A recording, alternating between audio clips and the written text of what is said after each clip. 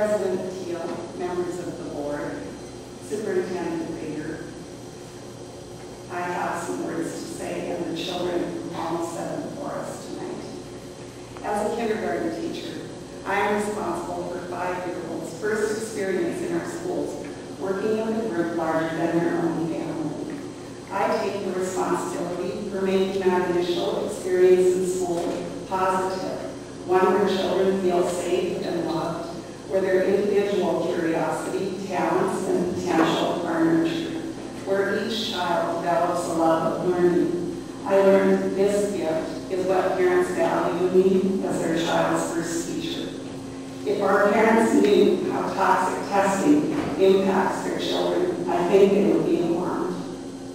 I love finding each child's strengths and unlocking the key to their challenges, helping them grow socially and academically as whole children.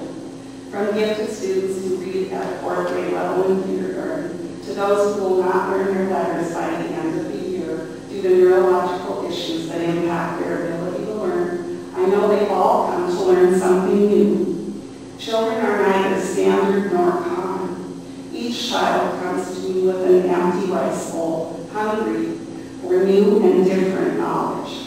Feeding them all the same standardized diet does harm. Why are we taught to differentiate our instruction, yet forced to administer standardized tests? This doesn't make any sense, and it isn't best practice.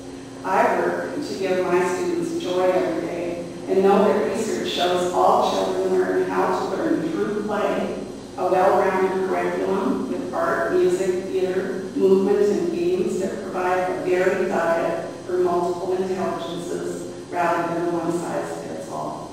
But now, the agony of this increased testing has for the first time moved down to preschool and kindergarten. Instead of joy and a love for learning, our 5-year-olds experience test anxiety and are labeled as failures. How can a 5-year-old be labeled as a failure already?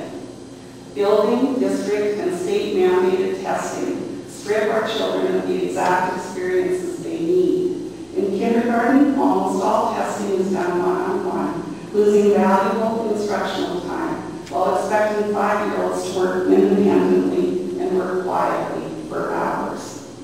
WA Kids takes hours at the beginning of the year when it is important to develop relationships and establish routines. It also gives us information we already know before we begin testing. This is not best practice, nor are the bubble tests for kindergartners. I was mandated to administer a wealth of bubble tests lasting an hour and a half last year to children just learning English. Several students cried, begging me to stop, saying, "Mrs. Dufresne, this is too hard. I want to go home." I wanted to go home too. For these reasons, I cannot remain silent and join my colleagues in their rejection